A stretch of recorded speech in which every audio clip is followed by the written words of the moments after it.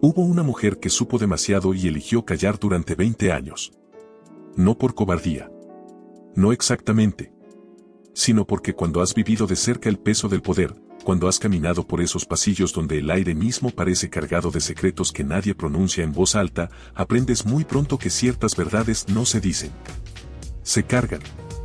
Se cargan en silencio, se cargan de noche, se cargan en la memoria como una deuda que nadie va a cobrarte pero que tampoco desaparece sola, que no envejece ni se desgasta sino que permanece ahí, intacta. Con la misma nitidez del primer día, esperando el momento en que el peso se vuelva demasiado grande para seguir sosteniéndolo sin doblar las rodillas. Su nombre no importa todavía. Lo que importa es lo que vio. Lo que escuchó. Lo que aprendió a interpretar dentro de un mundo que funcionaba con su propia gramática secreta, una gramática que no se enseñaba con palabras sino con ejemplos, con silencios.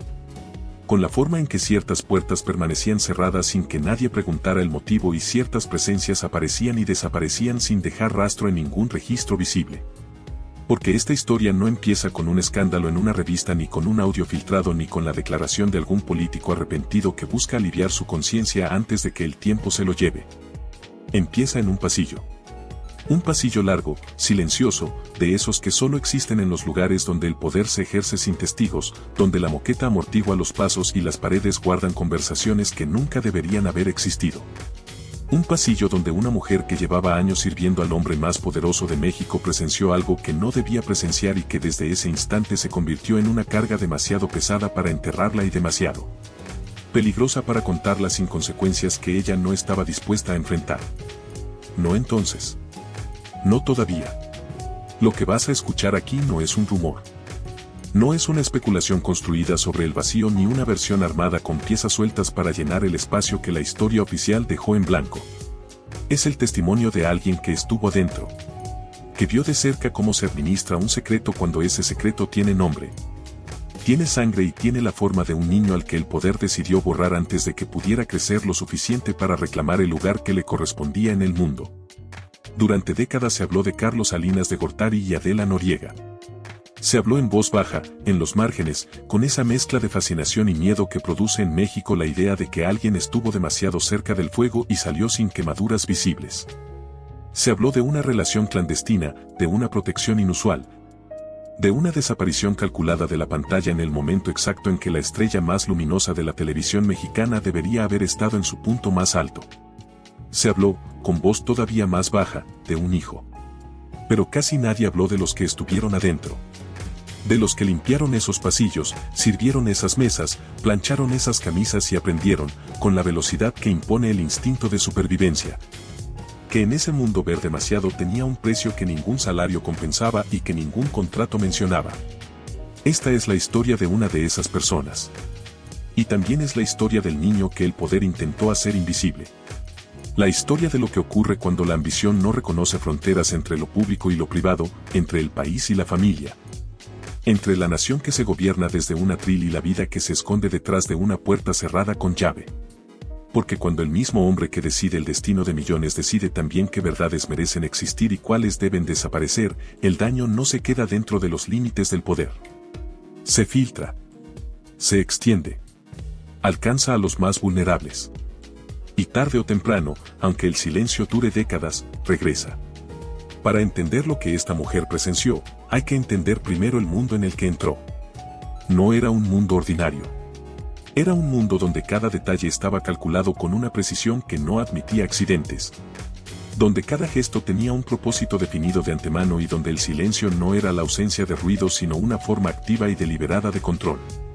Un mundo construido sobre la apariencia de perfección absoluta y sostenido, en gran medida, por personas que nadie veía, que nadie nombraba en los discursos oficiales, que no aparecían en ninguna fotografía publicada y cuya función más importante no era la que aparecía en su contrato de trabajo sino la de no existir cuando no se les necesitaba y la de no recordar cuando sí. Ella llegó a ese mundo a mediados del sexenio. Joven, con una recomendación de alguien de confianza dentro de la estructura, con la certeza que da la juventud de que ese trabajo representaba una oportunidad que no se rechaza. Una puerta que si uno tiene la suerte de que se abra no se deja cerrar por escrúpulos ni por presentimientos. Nadie le explicó las reglas con palabras. Las reglas no se explicaban nunca con palabras en ese lugar. Se aprendían observando. Observando cómo los demás bajaban la mirada en ciertos momentos precisos, cómo ciertas puertas permanecían cerradas sin que nadie preguntara por qué. Como determinadas visitas llegaban y se iban sin dejar rastro en ningún registro visible, como si el sistema mismo se encargara de borrar sus huellas antes de que pudieran convertirse en preguntas. El mundo de los pinos tenía su propia gramática. Y uno de sus principios más silenciosos pero más férreos, el principio que organizaba todo lo demás, era este: lo que ocurre aquí no sale de aquí. No por orden directa, no por amenaza explícita formulada en términos que pudieran repetirse después, sino por algo mucho más efectivo que cualquier amenaza abierta. Por la comprensión tácita, absorbida desde el primer día por todos los que formaban parte de esa estructura, de que el sistema protegía a los que guardaban y destruía, sin prisa pero sin la menor piedad, a los que hablaban. Ella aprendió esa gramática rápido. Demasiado rápido, quizás, para su propio bien. Porque aprenderla bien significaba también aprender a vivir con lo que se ve y no se puede decir. Con lo que se escucha y debe seguir flotando sin destino dentro de la cabeza, porque soltarlo hacia afuera no es una opción real. Y en ese edificio, en ese mundo de pasillos alfombrados y puertas que no chirrían y conversaciones que se interrumpen en el momento exacto en que alguien entra a la habitación, había cosas que se veían con suficiente frecuencia como para que fingir que no existían requiriera un esfuerzo cada vez mayor. Una de esas cosas tenía el rostro de una mujer joven, discreta, que llegaba en determinadas ocasiones sin que su llegada apareciera en ningún protocolo oficial, sin escoltas visibles, sin nombre pronunciado en voz alta por nadie, sin la menor señal de que el sistema hubiera registrado su presencia de la manera habitual. Solo una presencia que todos los que trabajaban en ese lugar reconocían de inmediato y que nadie mencionaba después. Una presencia que generaba a su alrededor ese tipo de silencio específico que no es natural sino construido, el silencio de los que saben que hay cosas que no se dicen y han aprendido a no necesitar que nadie se lo recuerde. Y alrededor de esa presencia, con el paso del tiempo, empezó a crecer dentro de ella algo que no era solo un rumor absorbido del ambiente. Era una certeza propia. Incómoda, pesada, imposible de dejar ir. Hay momentos que se quedan grabados en la memoria no porque uno haya querido retenerlos ni porque haya tomado la decisión consciente de convertirlos en recuerdos permanentes, sino porque fueron demasiado grandes para que la memoria ordinaria pudiera procesarlos y digerirlos de la manera normal en que procesa los eventos del día a día. Momentos que no encajan en el orden rutinario de las cosas, que irrumpen en la cadencia habitual del silencio y que después, durante años y años, regresan con una claridad que el tiempo no desgasta sino que vuelve progresivamente más nítida, más perturbadora, más imposible de ignorar por mucho que uno lo intente. Para ella, ese momento ocurrió una tarde de 1992. No fue un gran escándalo. No hubo gritos recorriendo los pasillos ni guardias corriendo de una habitación a otra ni ninguna de esas escenas dramáticas que el cine usa para marcar los puntos de quiebre de una historia. Fue algo más quieto y por eso mismo más difícil de sacudirse de encima. Fue una puerta entreabierta que no debería haber estado entreabierta.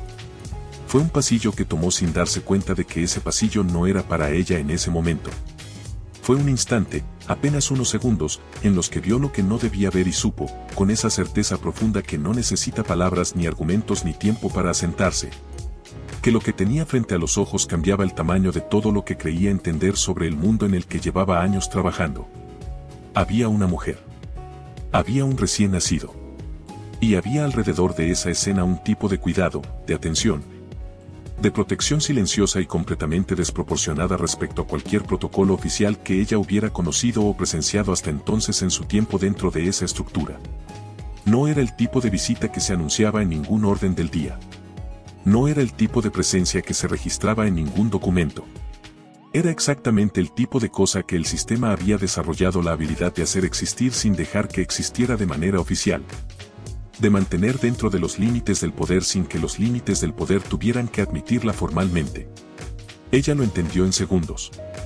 Con esa inteligencia lateral y silenciosa que se desarrolla inevitablemente en las personas que llevan años aprendiendo a leer lo que no se dice, a interpretar lo que no se nombra, a navegar un mundo donde la verdad vive siempre debajo de la superficie visible y donde la habilidad más importante no es la de hablar sino la de observar sin que nadie note que estás observando. Se alejó del pasillo sin hacer ruido. Bajó la mirada al piso. Continuó con su trabajo como si nada hubiera interrumpido el orden del día, como si los últimos 30 segundos no hubieran ocurrido. como si su cabeza no estuviera procesando a toda velocidad las implicaciones de lo que acababa de ver. Porque eso era exactamente lo que el sistema esperaba de ella en ese momento. Y porque en ese instante, aunque todavía no lo formulara con esas palabras exactas, acababa de convertirse en algo que nadie en ese mundo quería ser. Un testigo involuntario de una verdad que el poder había decidido que no debía tener testigos. La historia de Carlos Salinas de Gortari no empieza en 1988. Cuando llegó a la presidencia en medio de una elección que el país entero sintió como una herida abierta que nadie sabía cómo nombrar del todo. No empieza con la famosa caída del sistema ni con la legitimidad disputada ni con los primeros discursos sobre modernidad y apertura que prometían un México diferente. Empieza mucho antes. Empieza en una familia donde la ambición no era una elección personal sino un idioma que se respiraba desde el nacimiento, donde la política no se discutía en la mesa del comedor porque ya estaba tatuada en el apellido. En los contactos, en la forma particular y calculada en que ciertos adultos miraban al resto del mundo desde esa posición cómoda e intocable de quien sabe desde niño que el poder no es una meta sino una herencia. Nació en 1948. Creció dentro de una estructura familiar que le enseñó desde temprano, sin necesidad de lecciones explícitas, que México era un tablero y que ciertos apellidos tenían el derecho no escrito pero absolutamente vigente de mover las piezas. Su padre, Raúl Salinas Lozano, no era una figura de segundo plano dentro del sistema. Era un hombre con peso real, con influencia concreta, con la clase particular de autoridad que no necesita levantarse la voz porque todos saben de antemano que está ahí. Alguien que entendía los mecanismos más profundos del poder mexicano con la naturalidad de quien los ha operado durante años y que transmitió ese entendimiento a sus hijos no con discursos ni con instrucciones formales sino con algo mucho más efectivo. Con ejemplos. Con presencias. Con la manera en que ciertos hombres entraban a la casa y hablaban del país como si ya les perteneciera. Como si gobernarlo fuera simplemente el siguiente paso lógico en una trayectoria que el destino ya había trazado de antemano. Carlos absorbió todo eso con una eficiencia que iba más allá de la simple obediencia familiar. Pero no le bastó con heredarlo. Quiso perfeccionarlo. Quiso ser la versión más moderna, más pulida, más blindada y más difícil de atacar de esa dinastía. La versión que no pudiera cuestionarse desde ningún ángulo porque habría acumulado no solo poder político sino también la legitimidad intelectual que el poder político por sí solo no siempre garantiza. Por eso Harvard no fue simplemente una universidad extranjera donde un joven privilegiado fue a estudiar con el dinero de su familia. Fue una transformación deliberada y calculada. Una armadura construida con títulos y conexiones y con esa estética particular del tecnocracia que en los años 70 y 80 representaba la versión más sofisticada del poder en América Latina. Regresó con 2 maestrías y un doctorado. Regresó con algo más valioso que cualquier título. Regresó con una manera de presentarse ante el mundo que era casi perfecta en su frialdad. El hombre por encima de las pasiones vulgares. El reformador que gobierna con cifras en lugar de con emociones. El arquitecto de una modernidad que México todavía no había pedido pero que él estaba absolutamente convencido de que necesitaba, aunque eso significara decidir por el país lo que el país debía querer. En 1972 se casó con Cecilia Ochelli González y desde afuera la imagen era la que el sistema esperaba y requería. Él, el economista brillante con el futuro del país en las manos. Ella, la mujer elegante y discreta, casi construida a la medida exacta de lo que la liturgia del poder mexicano demandaba de la esposa de un hombre destinado a llegar lejos. Con el tiempo llegaron los hijos, las fotografías oficiales calculadas hasta en el ángulo de la sonrisa, las apariciones públicas donde cada detalle comunicaba exactamente lo que debía comunicar. La familia perfecta al servicio de la narrativa perfecta. Pero debajo de esa arquitectura tan cuidadosamente visible ya empezaba a moverse, lenta e imperceptiblemente, algo que ninguna fotografía podía capturar. Una necesidad de control que no reconocía fronteras entre lo público y lo privado. Una convicción, cada vez más arraigada y más peligrosa, de que nada en el mundo debía escapar a su voluntad. Adela Noriega no era solo una actriz. En el México de finales de los 80, era una certeza emocional compartida por millones de personas que no se conocían entre sí pero que cada noche encendían el televisor y encontraban en esa pantalla algo que el mundo real les negaba con demasiada frecuencia. Era el tipo de presencia que llenaba las pantallas de Televisa con una mezcla de fragilidad y profundidad, de inocencia y misterio. que resultaba casi imposible de analizar sin destruirla porque su fuerza residía precisamente en eso, en esa cualidad indefinible que hacía que el espectador sintiera que la conocía sin haberla conocido nunca, que la comprendía sin que ella hubiera dicho nada directamente, que la amaba con esa mezcla particular de admiración y protección que solo despiertan las personas que parecen existir en un registro emocional más puro que el nuestro. Después de Quinceañera primero y de Dulce Desafío en 1988 después, su nombre dejó de pertenecer exclusivamente al mundo del espectáculo y se instaló en algo más profundo e irreemplazable. Se convirtió en patrimonio sentimental de una nación. En ese México cada vez más áspero, más desigual, más cínico y más agotado de promesas incumplidas que caracterizó el final de los 80, Adela Noriega representaba algo que millones de personas necesitaban creer que todavía existía en alguna parte. Una forma de pureza que la realidad cotidiana hacía cada vez más difícil de encontrar. Una promesa de que la belleza sin veneno era posible. Una puerta hacia un territorio emocional donde las cosas todavía podían resolverse y los sentimientos todavía podían ser verdaderos y el amor todavía podía ganar al final. Y fue precisamente ahí, en ese cruce exacto entre la fantasía de la pantalla y la dureza creciente de la realidad política, donde comenzó a gestarse la versión más incómoda y más persistente de todas. Porque mientras Carlos Salinas de Gortari llegaba al poder en medio de una elección marcada por la sospecha generalizada, por la célebre caída del sistema que el país nunca terminó de digerir del todo y por una legitimidad que amplios sectores de la población nunca le reconocieron de manera completa, en ciertos círculos comenzó a circular algo que tenía la característica particular de los rumores que no mueren. No era un chisme menor de los que se consumen solos en pocos días. No era una aventura pasajera de las que el poder protagoniza con suficiente frecuencia como para que el sistema haya aprendido a metabolizarlas sin que dejen marca visible. Era la idea de que el hombre que se presentaba ante México y ante el mundo como el arquitecto racional y frío del futuro nacional había puesto los ojos sobre la mujer que encarnaba uno de los sueños más perfectos y más populares de la televisión del país. Durante años se dijo que esa historia empezó con una cercanía que no encajaba con la vida pública que ambos mostraban.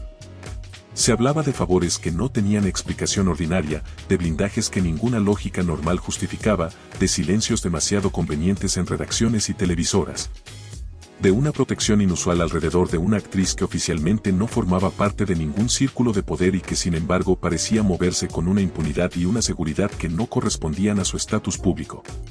Periodistas que entendieron muy pronto que había nombres que convenía no juntar en una misma frase si querían seguir trabajando.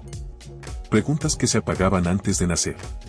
Un rumor que no estallaba como escándalo abierto sino que se filtraba lentamente, con la persistencia del agua encontrando grietas, por los muros de un silencio que el poder sostenía con todos los instrumentos que tenía disponibles. Lo que la empleada guardó durante años no era un dato aislado ni una anécdota sin contexto que pudiera separarse del resto de la historia y examinarse de manera independiente. Era una pieza dentro de un mecanismo mucho más grande, más complejo y más deliberadamente construido de lo que cualquier persona que no hubiera estado adentro podría imaginar desde afuera. Y con el tiempo, a medida que ese mecanismo fue mostrando sus bordes en conversaciones escuchadas a medias, en movimientos observados con la discreción que da años de práctica, en la acumulación paciente de detalles que por separado no significan nada pero que juntos construyen una imagen que ya no puede negarse. Ella fue entendiendo que lo que había visto en aquel pasillo no era un accidente de la historia personal de un hombre poderoso. Era parte de una arquitectura deliberada, construida con la misma frialdad técnica con la que ese hombre había construido todo lo demás en su vida. Porque eso es lo que hace el poder cuando un secreto se vuelve demasiado grande para enterrarlo definitivamente pero demasiado peligroso para confesarlo con todas sus consecuencias. No lo destruye porque destruirlo completamente tampoco es posible cuando la evidencia tiene forma humana. No lo confiesa porque confesarlo derrumbaría demasiadas cosas al mismo tiempo. Lo administra. Con una frialdad que en el contexto de lo íntimo, en el contexto de lo que debería ser inviolable, resulta casi más perturbadora que el secreto mismo. Lo rodea de silencio oficial, del tipo de silencio que no es orgánico sino fabricado. Sostenido con recursos que no aparecen en ningún presupuesto público y con la complicidad tácita de personas que han entendido que su bienestar está ligado a su discreción. Lo protege con una estructura de contención que funciona en múltiples capas simultáneamente, cada capa diseñada para detener un tipo diferente de filtración posible. Lo aleja del centro de la escena lo suficiente como para que la pregunta concreta nunca pueda formularse con toda su claridad. pero lo mantiene lo bastante cerca como para que la conciencia del que lo esconde no se convierta en un problema irreversible que a su vez genere nuevos riesgos. Es una crueldad sofisticada. La crueldad específica de los que han aprendido que el control absoluto no se ejerce con violencia visible y torpe sino con invisibilidad administrada, con la capacidad de hacer que algo exista sin existir oficialmente, de mantener una realidad dentro del radio del poder sin que el poder jamás tenga que reconocerla formalmente y sin que los afectados tengan los instrumentos necesarios para exigir ese reconocimiento desde una posición de fuerza real. Ella lo entendió con el tiempo.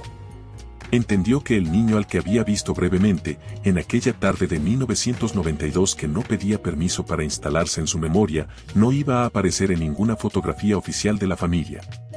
No iba a tener un lugar asignado en la narrativa pública que el poder construía y administraba con tanto cuidado. No iba a poder pronunciar en voz alta, en los lugares donde eso importaba y tenía consecuencias concretas, la verdad completa de lo que era y de quién venía. Pero tampoco iba a ser abandonado de manera brutal y definitiva, porque eso también habría generado riesgos que el sistema no podía permitirse. Una herida demasiado visible, un resentimiento demasiado concentrado, una posibilidad de ruptura que en el momento equivocado podría convertirse en algo incontrolable. Cecilia Ocelli González aprendió a leer entre líneas mucho antes de que hubiera algo concreto y definitivo que leer. Esa es la habilidad que desarrollan, a veces sin quererlo y casi siempre sin celebrarlo, las mujeres que viven durante años al lado de los hombres del poder. No la ingenuidad decorativa que el sistema espera de ellas, no la ceguera conveniente que a veces se confunde desde afuera con paz o con conformismo, sino una inteligencia lateral y silenciosa. Entrenada durante años en el arte exigente e ingrato de interpretar lo que no se dice, de entender lo que se esconde detrás de una agenda demasiado llena, de leer el significado real de una ausencia que no se explica y de un nombre que se menciona una sola vez en la conversación y después desaparece como si nunca hubiera existido. Durante los años del sexenio mantuvo la figura que el sistema le había asignado con una precisión que desde afuera podría haberse confundido con paz, con aceptación, con la serenidad natural de una mujer que ha encontrado su lugar en el mundo y no necesita nada más. La esposa elegante. La madre presente. La mujer discreta que acompañaba sin eclipsar, que sonreía en los actos públicos sin que la sonrisa revelara nada que no debiera revelarse. Que estrechaba las manos correctas en el orden correcto y decía las palabras correctas en los momentos que el protocolo marcaba con precisión milimétrica.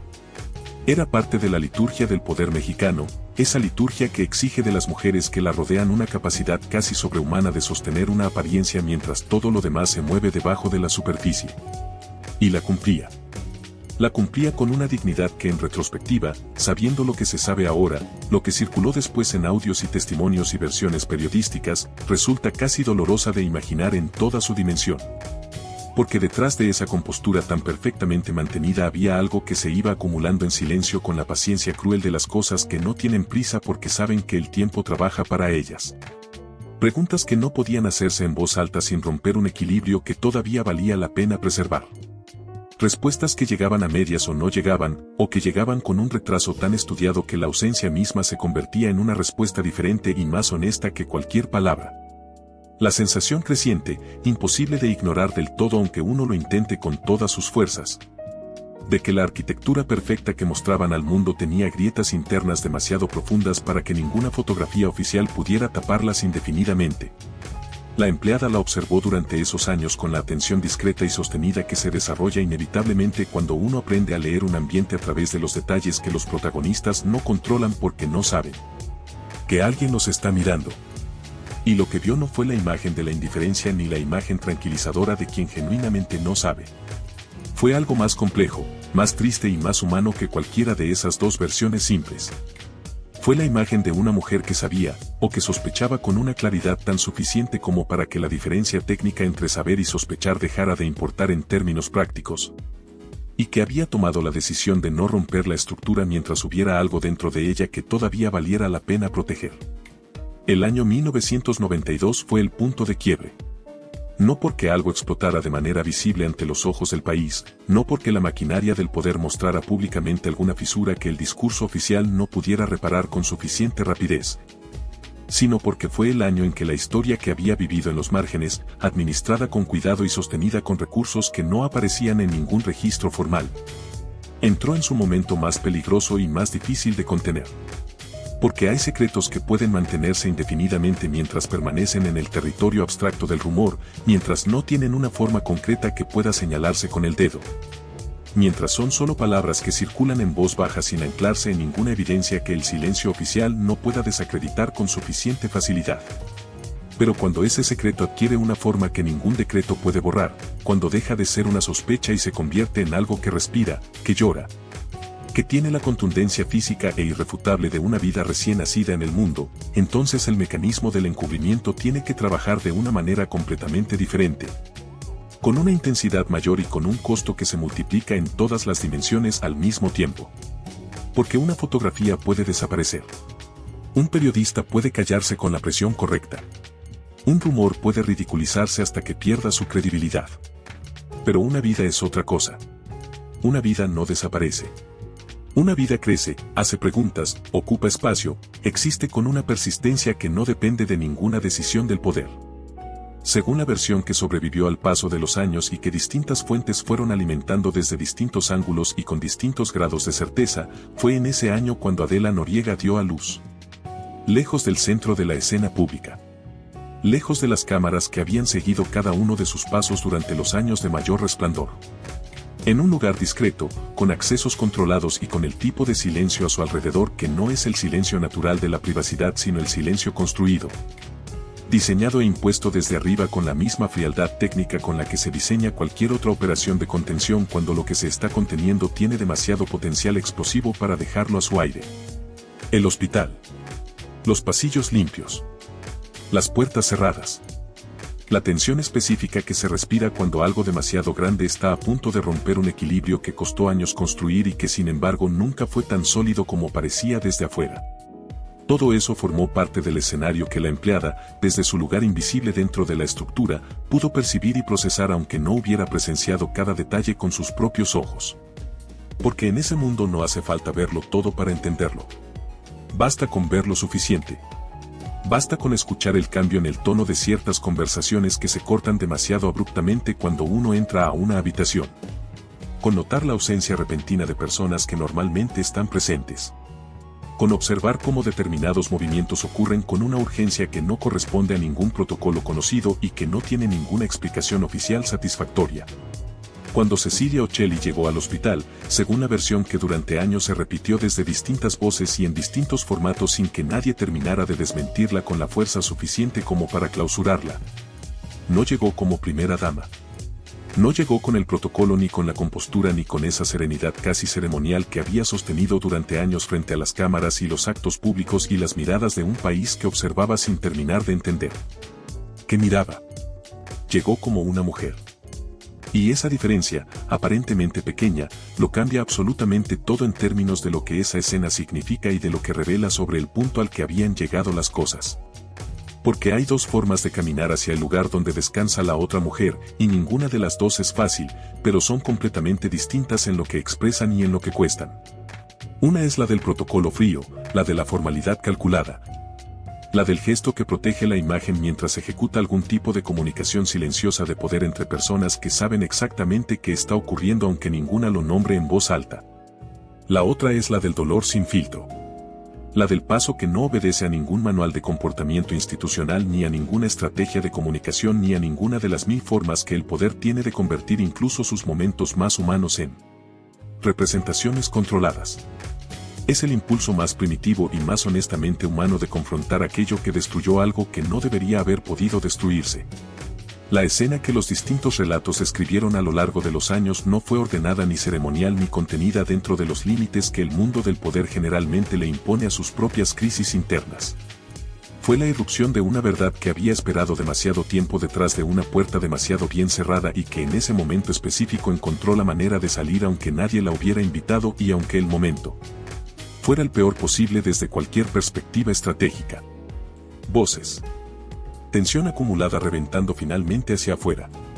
El tipo de caos contenido que ocurre cuando dos mundos que el poder había mantenido separados durante años con toda su maquinaria y todos sus recursos se encuentran de golpe en un espacio que no tiene dimensiones suficientes para contenerlos a los dos sin que algo se rompa irreparablemente. La empleada no estuvo dentro de esa escena específica. No fue testigo directo de ese enfrentamiento, pero sus consecuencias se respiraron durante días en el ambiente del trabajo, en la textura del silencio que siguió a ese episodio, que era distinto del silencio habitual, más tenso, más frágil. Como el silencio que queda después de que algo se ha roto y nadie ha terminado de recoger todavía los pedazos. En las miradas que se evitaban con un cuidado adicional. En las conversaciones que se acortaban más de lo normal. En la sensación palpable, casi física, de que algo había cruzado una línea que no iba a poder descruzarse nunca del todo. Que el equilibrio que había sostenido esa doble vida durante años había sufrido un daño que ningún recurso del poder podría reparar completamente. Después de 1992 algo cambió en la manera en que la historia se movía dentro de los pasillos y en la atmósfera general del lugar. No fue un cambio visible para el país, que seguía viendo las imágenes oficiales con la regularidad reconfortante de las cosas que no parecen cambiar aunque el mundo que las produce se esté desmoronando por dentro. Las apariciones calculadas continuaron. Los discursos sobre modernidad y apertura y el futuro luminoso que esperaba a México continuaron. La fotografía de la familia perfecta siguió apareciendo en los momentos que el calendario marcaba para esas apariciones, con la misma precisión y el mismo control de cada detalle que había caracterizado todo lo anterior. Pero adentro, en ese mundo específico de puertas que no chirrían y silencios que se administran con la misma atención que se pone en cualquier otro recurso estratégico, había algo que ya no volvió a asentarse del todo. Como cuando una estructura que parecía absolutamente sólida desde afuera muestra por primera vez una grieta y uno sabe.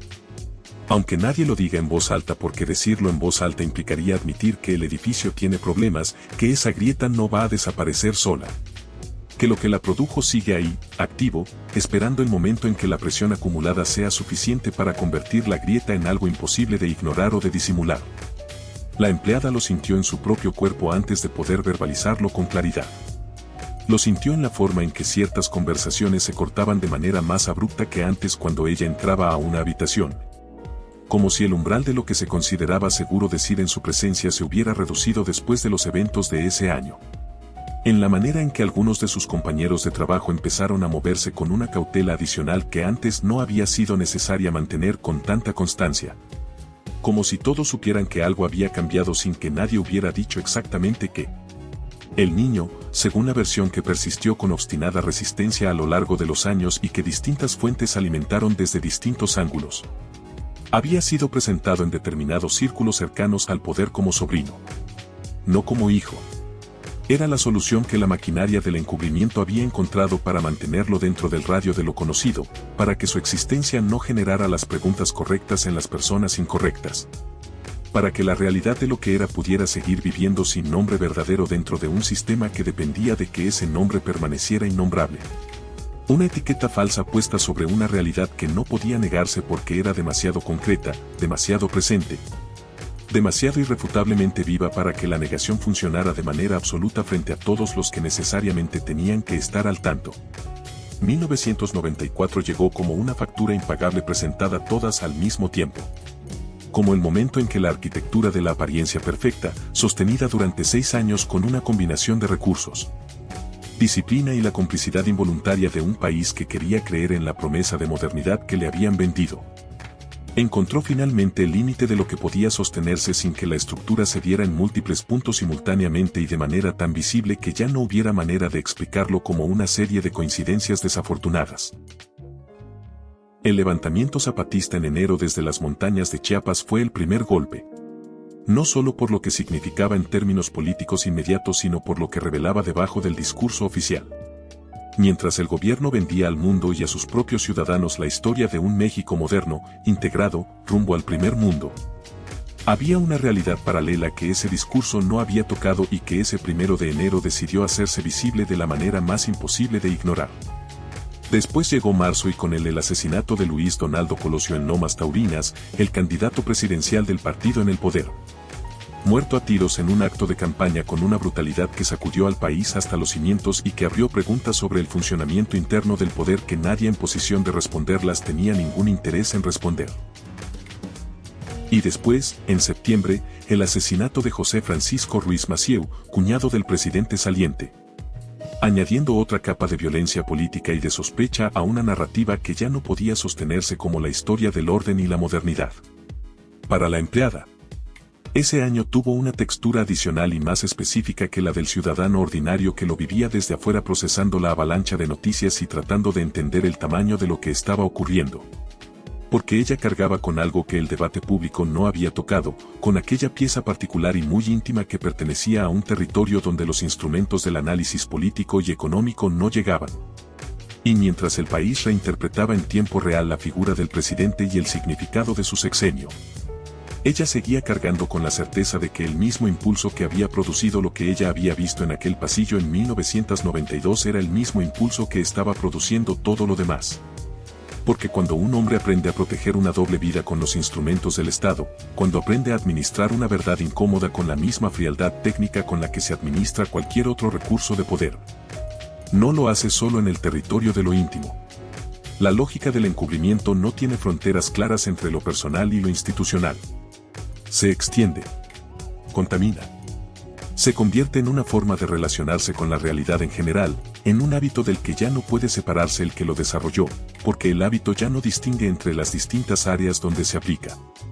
Y esa es la dimensión del daño que va más allá de cualquier historia personal. Después del sexenio vino el derrumbe del apellido. No ocurrió de un solo golpe, porque los apellidos que han acumulado poder durante generaciones no caen de un movimiento único y definitivo. Caen en capas, con una lentitud que en cierta manera es más cruel que la caída brusca porque le da tiempo al que cae de ver cómo se va deshaciendo todo, de intentar detener el proceso sin lograrlo. De comprobar una y otra vez que los recursos que antes bastaban para contener cualquier crisis ya no tienen la misma eficacia sobre una narrativa que ha perdido la credibilidad que la hacía funcionar. Primero la crisis económica de diciembre de 1994, el derrumbe del peso y con él la destrucción de los ahorros y la seguridad económica de millones de familias mexicanas que habían creído, o habían sido convencidas de creer, que el país estaba firmemente encaminado hacia una prosperidad que ya era casi tangible. Después la llegada al poder del siguiente gobierno con la presión de deslindar responsabilidades y la necesidad política de establecer distancias visibles con el legado del sexenio anterior. Después la captura de Raúl Salinas, el hermano. Con todo el peso simbólico devastador que eso implicaba para un apellido que había construido parte de su imagen sobre la idea de la familia unida y disciplinada como reflejo de la virtud pública. Para la empleada, ese proceso de derrumbe tuvo una dimensión particular. Porque mientras el país se ocupaba de la crisis económica y los juicios políticos y los escándalos que iban saliendo uno tras otro como si el colapso del poder hubiera abierto una compuerta que durante años había contenido demasiada presión, ella seguía cargando con aquella pieza específica que nunca había formado parte del debate público. La pieza del niño. La pieza del pasillo de 1992. La pieza de aquella verdad que había visto sin querer y que desde entonces había llevado consigo sin poder depositarla en ningún lugar donde pudiera dejar de pesar. Y esa es quizás la dimensión más cruel de este tipo de secretos, la que los hace distintos de todos los demás. Que sobreviven a los derrumbes.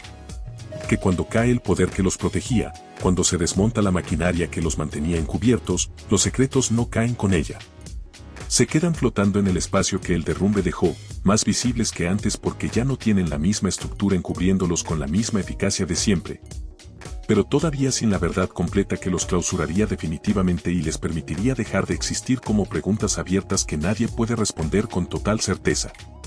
Adela Noriega se fue alejando de la escena pública con la lentitud particular de las estrellas que no se extinguen con un evento dramático y definitivo sino que se van retirando gradualmente, paso a paso.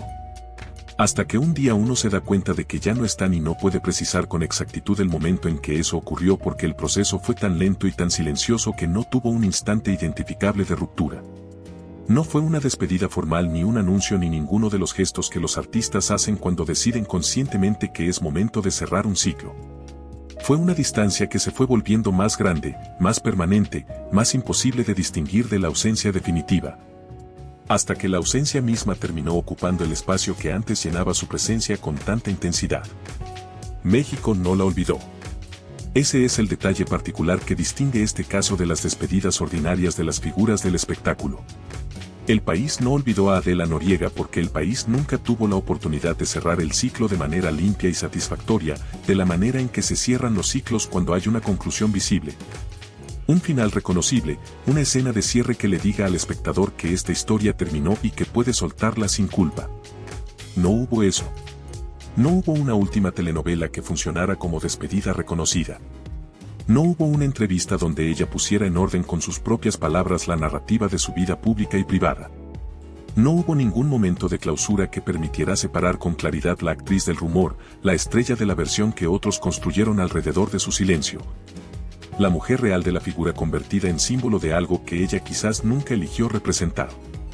Y ese silencio suyo, esa ausencia que se negó a convertirse en presencia explicativa, fue paradójicamente lo que la mantuvo más viva en la memoria colectiva de lo que cualquier reaparición calculada habría logrado. Porque el silencio en una figura pública que carga con una historia como esa no apaga las preguntas sino que las multiplica, no cierra las heridas sino que las deja abiertas con la crueldad específica de lo que nunca se resolvió. De lo que nunca tuvo su oportunidad de ser dicho en voz alta y en primera persona por la única que tenía el derecho y la capacidad de decirlo con autoridad definitiva. Para la empleada, pensar en Adela Noriega nunca fue una abstracción. Nunca fue el ejercicio intelectual de reflexionar sobre el destino de una celebridad atrapada en una historia más grande que ella. Era algo más concreto, más inmediato, más vinculado a una experiencia personal específica e irrepetible. Era recordar aquella tarde en el pasillo con toda la nitidez que los años no habían podido reducir. Era preguntarse, como lo había hecho con una regularidad que no dependía de ninguna decisión consciente suya sino de algo más profundo y menos controlable. ¿Qué había sido de esa vida que había vislumbrado brevemente en el peor momento posible para saberlo? Hay un tipo de culpa que no nace de haber cometido una acción dañina, de haber elegido hacer algo que lastimó a otra persona de manera directa y consciente. Es una culpa más difusa y en ciertos sentidos más difícil de resolver precisamente porque no tiene un objeto claro sobre el que trabajar para buscar reparación o perdón o alguna forma de alivio que permita seguir adelante. Con menos peso. Es la culpa del testigo. Del que estuvo ahí, del que vio, del que supo. Y que sin embargo no pudo hacer nada con ese saber porque las condiciones que rodeaban lo que sabía hacían que cualquier cosa que pudiera intentar hacerse terminara siendo inútil para los que más lo necesitaban y devastadora para el único que se habría atrevido a intentarla. Es la culpa de haber sido testigo de una injusticia demasiado protegida para poder enfrentarla desde la posición que uno ocupa, y demasiado real y demasiado concreta para poder ignorarla con suficiente éxito como para que deje de pesar. No por cobardía. No por complicidad con los que producían esa injusticia, sino por la comprensión absolutamente lúcida y completamente paralizante de que hablar no habría cambiado nada para las personas que necesitaban que algo cambiara. Y si habría destruido todo para el único que hubiera tenido la valentía de decirlo en el momento equivocado y sin el respaldo necesario para que esa valentía tuviera alguna consecuencia real más allá del daño propio. La empleada cargó con esa culpa durante años. La cargó mientras el sexenio avanzaba hacia su final entre promesas de modernidad que el tiempo demostraría huecas. La cargó durante el derrumbe del apellido y el proceso de reinterpretación colectiva del legado de esos años. La cargó mientras México construía un nuevo consenso sobre lo que ese periodo había significado para el país. Un consenso que incluía muchas cosas pero que nunca terminaba de incluir aquella pieza específica y muy íntima que ella guardaba desde aquel pasillo de 1992. Lo que más pesaba con el paso de los años no era el secreto en su dimensión política o histórica. Era una pregunta concreta que regresaba con una regularidad obstinada y que ninguna respuesta disponible podía resolver de manera satisfactoria. Ese niño, el que había llegado al mundo en medio de toda aquella maquinaria de silencio y protección y negación, ¿había llegado alguna vez a conocer la verdad completa de lo que era y de dónde venía? ¿O había crecido dentro de la versión administrada, la del nombre falso puesto sobre una realidad que nadie quería pronunciar con claridad? Construyendo una identidad sobre una ausencia que no podía nombrarse pero que lo organizaba todo desde adentro. Como esas estructuras subterráneas que no se ven desde la superficie pero que determinan la forma que toma todo lo que crece encima de ellas. Hoy Carlos Salinas de Gortari es una figura que el tiempo trató con la dureza particular e inflexible que reserva para los que confundieron el poder con la impunidad y la apariencia con la realidad. Para los que creyeron que controlar la narrativa era lo mismo que controlar la verdad y que el silencio podía administrarse indefinidamente sin que tuviera consecuencias que ningún recurso del Estado pudiera neutralizar del todo. Ya no aparece en el centro de la escena con la seguridad casi insultante de quien sabe que los hilos del país pasan por sus manos. Ya no convoca las reverencias ni las obediencias que durante años parecieron un dato permanente del paisaje político mexicano. Su imagen es otra, más seca, más áspera, más expuesta a esa luz implacable que tarde o temprano alcanza a todos los que construyeron su poder sobre la creencia de que podían gobernar para siempre lo que otros ven, piensan y recuerdan. Vive cargando un apellido que todavía tiene peso específico en la historia del país, pero que ya no despierta admiración ni obediencia. Que despierta, en el mejor de los casos, esa mezcla particular de curiosidad histórica y resentimiento acumulado que los mexicanos reservan para las figuras que los gobernaron con demasiada distancia y demasiado desprecio por lo que ocurría debajo de los discursos. Quiso ser recordado como el arquitecto de la modernidad mexicana, el hombre formado en Harvard que llevaría al país hacia una nueva época. Y en cierta medida lo recuerdan así, pero no de la manera que habría elegido. Lo recuerdan como la prueba de que la modernidad sin ética no es modernidad sino eficiencia al servicio del daño. Como la demostración de que un país puede actualizarse en sus instituciones y en sus tratados y en su imagen internacional mientras se pudre en sus fundamentos más profundos con una eficacia que las cifras macroeconómicas no capturan. La empleada llegó con el tiempo a un punto en que el peso de cargar sola aquella historia se volvió más grande que el miedo que había sido suficiente para mantenerla en silencio durante años. No fue una decisión heroica tomada en un momento de claridad luminosa. Fue el agotamiento natural y progresivo de quien ha sostenido un secreto durante demasiado tiempo y descubre que el secreto ha dejado de pertenecerle solo a ella. Que se ha convertido en una pieza de una historia más grande que merece ser contada aunque sea de manera fragmentaria. Aunque sea con los bordes irregulares e incompletos que tienen todas las verdades que el poder intentó enterrar sin lograrlo definitivamente. Lo que vio en aquel pasillo de 1992 no fue todo. No fue la historia completa con todos sus detalles y todas sus implicaciones ordenadas y verificadas. Fue suficiente para saber que detrás de la narrativa oficial del sexenio había otra historia, más íntima y más oscura, que ningún análisis económico o político alcanzaba a tocar. La historia de un niño al que el poder le dio acceso a recursos y protección pero le negó lo único que no puede comprarse ni administrarse desde arriba. Un nombre verdadero. Un lugar legítimo y reconocido en el mundo. La posibilidad de existir sin tener que cargar desde el primer día con el silencio de los que debieron haberlo reconocido y eligieron, en cambio, protegerse a sí mismos y a la imagen que habían construido con tanto cuidado durante tanto tiempo. Porque al final eso es lo que hace el poder cuando se acostumbra a no rendirle cuentas a nadie y cuando confunde el control de la narrativa con el control de la realidad. No solo miente hacia afuera, hacia el país que gobierna y que merece la verdad aunque no siempre la reciba. También miente hacia adentro. Le miente a los suyos con la misma frialdad técnica con que le miente a todos los demás. Convierte la sangre y el afecto y la responsabilidad más básica en piezas desplazables dentro de una operación que nunca termina de llamarse por su nombre verdadero. Y cuando eso ocurre, cuando el poder decide que puede gobernar también la intimidad con la misma lógica con que gobierna un presupuesto o una crisis de imagen, lo que se pierde no es solo la confianza de un país que tardará generaciones en recuperarla. Se pierde algo más irreparable y más humano. Se pierde la posibilidad de que las personas que crecieron dentro de esa sombra puedan algún día pararse frente al mundo y decir, sin miedo y sin vergüenza y sin el peso de un silencio que no eligieron pero que les fue impuesto desde antes de que pudieran entender lo que significaba, quiénes son y de dónde vienen. Y eso no tiene arreglo posible. Solo tiene consecuencias que el tiempo, a diferencia de todo lo que el poder creyó controlar, vuelve con los años más nítidas, más pesadas y absolutamente imposibles de ignorar.